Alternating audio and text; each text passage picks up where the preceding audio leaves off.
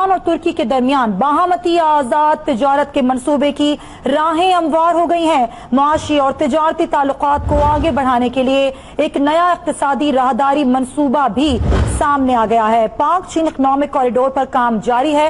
اس کے ساتھ ساتھ اسلام آباد استنبول کوریڈور پر بھی بات چیت شروع ہو گئی ہے۔ پاکستان اور ترکی کے درمیان نئے کوریڈور کی بات کی گئی ہے۔ اسلام آباد کے دورے پر آئے ترکی کے وزیر خارجہ نے اس حوالے سے بات کی۔ آپ کو بتاتے ہیں کہ پاکستان اور ترکی کے درمیان باہمی آزاد تجارت کے منصوبے کی راہیں ہموار ہو گئی ہیں۔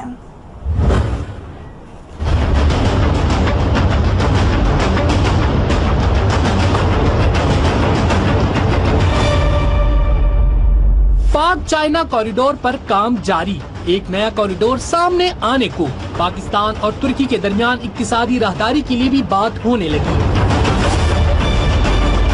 ترکی کے وزیر خارجہ نے اسلام آباد میں کہہ دیا، اسلام آباد استنبول کوریڈور پر کام ہوگا۔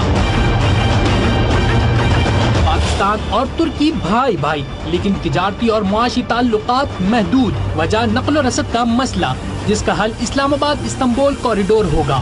پاکستان اور ترکی آزاد تجارت کے معاہدے کے بھی قریب پہنچ گئے۔ We consider early signing of the free trade agreement between Pakistan and Turkey as an important milestone in our bilateral relation and would greatly expand trade between the two countries once this agreement is finalized, hopefully in the next few weeks.